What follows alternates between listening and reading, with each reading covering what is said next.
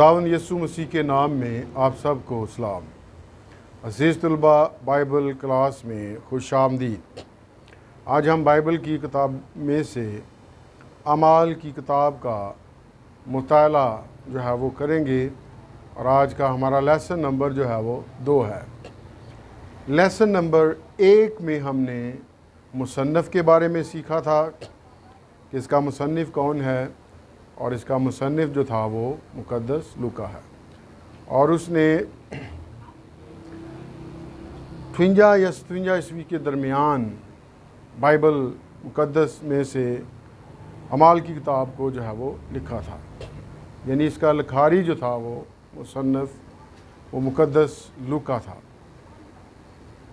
फिर हमने देखा कि उसने इसमें अंजील की बादशाहत की वुसअत की बातें जो है वो की, और उसने और भी बहुत सी बातें जो हमने देखी थी और हमने इन बातों का मुताला जो है वो किया। आज हम 6ठी बात पर जो है वो गौर करेंगे। वो ये है, अमाल की किताब गैर कौम की निजात का भी रिकॉर्ड रखती है, जिनकी बाबत पेशन गोइयाँ की गई थीं कि वो इसराइल की बजाय अंजील के फैलाव की ज़िम्मेदारी लेंगे। इसमें जो 6ठी बात है,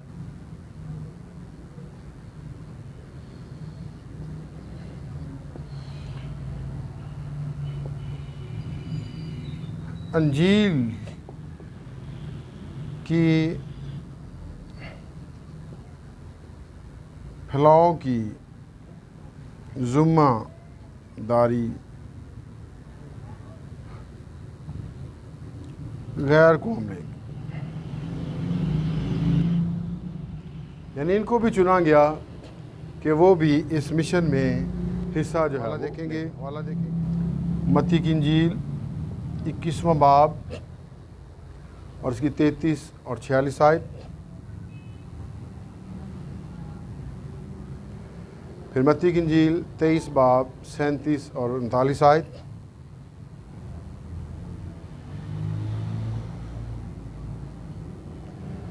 फिर यूहन्ना की इंजील 10 बाब 16 आयत।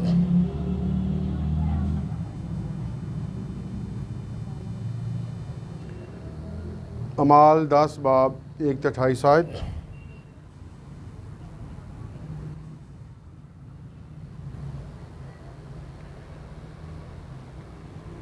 मसीह में मेरे अजीज़ों, अंजील के फैलाव की ज़िम्मेदारी जो है वो लेंगे गैर कौम में से भी खुदा ने लोगों को चुना और उन्हें ज़िम्मेदारी दी कि वो इस मिशन में हिस्सा लें। अभी हम इन हवाला जात को पढ़ेंगे। जिनके पास किताब मुक़द्दस है वो मेरे साथ निकालें।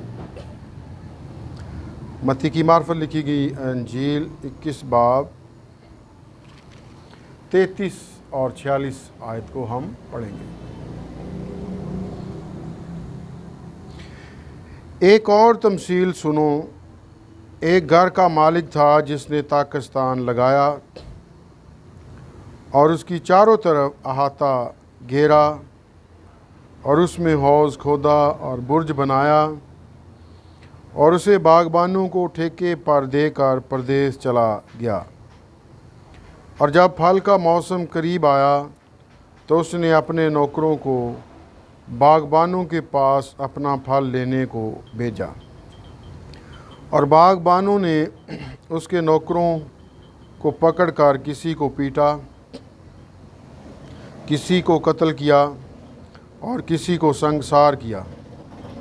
फिर उसने और नौकरों को भेजा जो पहलों से ज़्यादा थे, और उन्होंने इनके साथ भी वही सलूक किया। आखिर उसने अपने बेटे को उनके पास ये कहकर भेजा कि वो मेरे बेटे का तो लिहाज करेंगे।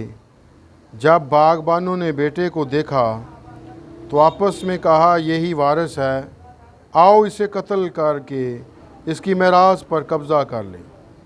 और उसे पकड़कर ताकिस्तान से बाहर निकाला और कत्ल कर दिया। बस जब पाकिस्तान का मालिक आएगा तो उन बागबानों के साथ क्या करेगा?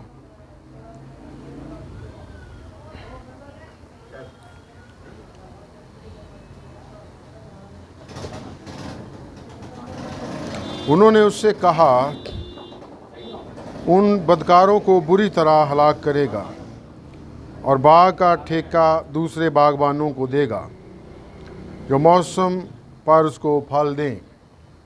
यीशु ने उससे कहा, क्या तुमने किताब मुक़द्दस में कभी नहीं पढ़ा कि जिस पत्थर को मेमारों ने रद्द किया वो ही कोने के सिरे का पत्थर हो गया? ये खुदावंद की तरफ से हुआ और हमारी नज़र में अजीब है। इसलिए मैं तुमसे कहता हूँ कि खुदा की बादशाही तुमसे ले ली जाएगी और उस कौम को जो उसके पहले फल लाए दे दी जाएगी। और जो इस पत्थर पर गिरेगा टुकड़े टुकड़े हो जाएगा, लेकिन जिस पर वो गिरेगा उसे पीस डालेगा।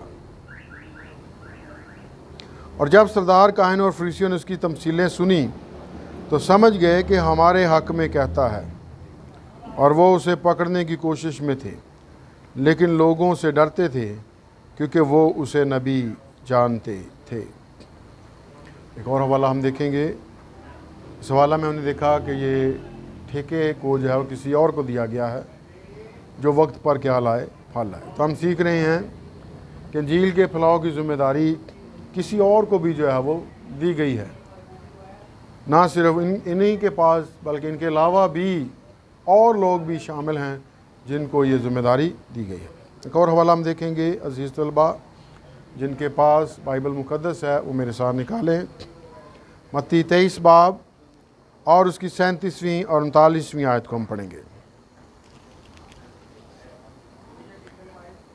ऐ यरूशलेम, तू जो नबियों को कत्ल करता और जो तेरे पास भेजे गए उनको संसार करता है, कितनी बार मैंने चाहा कि जिस तरह मुर्गी अपने बच्चों को परों तले जमा कर लेती है उसी तरह मैं भी तेरे लड़कों को जमा कर लूं, मगर तुमने ना चाहा।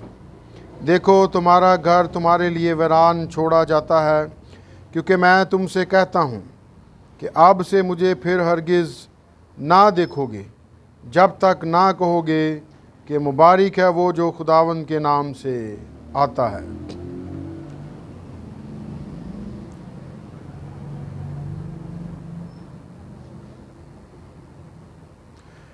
इसी के साथ एक और हवाला हम देखेंगे। यूहन्ना की इंजील 10 बाब 16वीं आयत, 10 बाब 16वीं आयत को हम पढ़ेंगे।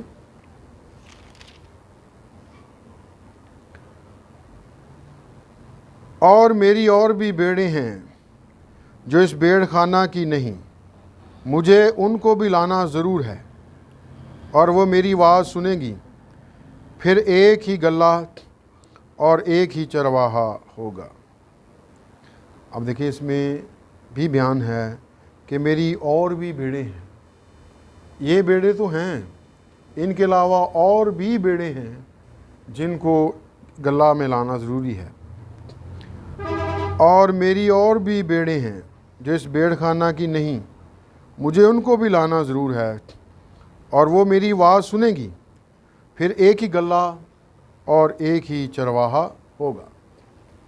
इसी के साथ माल 10 बाब 28 आयत को हम पढ़ेंगे। कैसरिया में कुरनेलियस नाम एक शख्स था। वो उस पलटन का सूबेदार था जो इतालियानी कहलाती है। वो दीनदार था और अपने सारे घराने समेत खुदा से डरता था और यहूदियों को बहुत खरात देता और हर वक्त खुदा से दुआ करता था। उसने तीसरे पहर के करीब रोया में साफ साफ देखा कि खुदा का फरिश्ता मेरे पास आकर कहता है, कुरनेलियस। उसने उसको गौर से देखा और डर कर कहा, खुदावंद क्या है? उसने उससे कहा, तेरी दुआएं और तेरी खैरात यादगारी के लिए खुदा के हुजूर पहुंची। अब याफा में आदमी भेजकर शमा उनको जो पतरस कहलाता है बुलवा ले वो शमौन दबाग के यहाँ मेहमान है जिसका घर समुंदर के किनारे है। और जब वो फरिश्ता चला गया जिसने उससे बातें की थीं, तो उसने 2 नौकरों को और उनमें से जो उसके पास हाज़िर रहा करते थे एक दीनदार सिपाही को बुलाया और सब बातें उनसे बयान करके उन्हें याफा में भेजा। दूसरे दिन जब वो राह में थे और शहर के नज़दीक पहुँचे, तो पतरस दोपहर के करीब कोठे पर दुआ करने को चढ़ा और उसे भूख लगी और कुछ खाना चाहता था। लेकिन जब लोग तैयार कर रहे थे तो उस पर बेखुदी छा गई और उसने देखा कि आसमान खुल गया और एक चीज़ बड़ी चादर की मानंद चारों कोनों से लटकती हुई ज़मीन की तरफ उतर रही है, जिसमें ज़मीन के सब किस्म के चुपाए और कीड़े मकोड़े और हवा के परिंदे हैं। और उसे एक आवाज़ आई, ऐ पतरस, उठ, ज़िबा कर और खा। मगर पतरस ने कहा, खुदावंद, हरगिज़ नहीं, क्योंकि मैंने कभी कोई हराम या नापाक चीज़ नहीं खाई। फिर दूसरी बार उसे आवाज़ आई कि जिनको खुदा ने पाक ठहराया है तूने हराम ना कह। 3 बार ऐसा ही हुआ और फिलफौर वो चीज़ें आसमान पर उठा ली गईं। जब पतरस अपने दिल में हैरान हो रहा था कि ये रोया जो मैंने देखी क्या है, तो देखो वो आदमी जिन्हें कुरनेलियुस ने भेजा था शमौन का घर दरियाफ्त करके दरवाज़ा पर आ खड़े हुए और पुकार कर पूछने लगे कि शमौन जो पतरस कहलाता यही मेहमान है। जब पतरस उस रोया को सोच रहा था तो रूल ने उससे कहा, देख 3 आदमी तुझे पूछ रहे हैं, पास उठकर नीचे जा और बेखटके उनके साथ हो ले, क्योंकि मैंने ही उनको भेजा है। पतरस ने उतरकर उन आदमियों से कहा, देखो जिसको तुम पूछते हो वो मैं ही हूँ। तुम किस सबब से आए हो? उन्होंने कहा, कुरनेलियुस सूबेदार, जो रास्तबाज और खुदा तरस आदमी और यहूदियों की सारी कौम में नेक है, उसने पाक फरिश्ता से हदायत पाई कि तुझे अपने घर बुलाकर तुझसे कलाम सुने। बस उसने उन्हें अंदर बुलाकर उनकी मेहमानी की और दूसरे दिन वो उठकर उनके साथ रवाना हुआ और याफा में से बाज़ भाई उसके साथ हो लिए। वो दूसरे रोज़ कैसरिया में दाखिल हुए और कुरनेलियुस अपने रिश्तेदारों और दिली दोस्तों को जमा करके उनको राह देख रहा था। जब पतरस अंदर आने लगा तो ऐसा हुआ कि कुरनेलियुस ने उसका इस्तकबाल किया और उसके कदमों में गिरकर सजदा किया। लेकिन पतरस ने उसे उठाकर कहा कि खड़ा हो, मैं भी तो इंसान हूँ। और उससे बातें करता हुआ अंदर गया और बहुत से लोगों को इकट्ठा पाकर उनसे कहा, तुम तो जानते हो कि यहूदियों को गैर कौम वालों से सोबत रखना या उनके यहाँ जाना नाजायज़ है, मगर खुदा ने मुझ पर ज़ाहिर किया कि मैं किसी आदमी को नजस या नापाक ना कहूँ। इसीलिए कि जब मैं बुलाया गया तो बेउज़र चला आया। पासा मैं पूछता हूँ कि मुझे किस बात के लिए बुलाया है। तो अज़ीज़ तलबा, इस हवाला में भी हम देखते हैं कि गैर कौमों में से भी खुदा ने कुछ लोगों को अपनी बादशाही के लिए जो है वो चुना। चंद और बातें हम देखेंगे।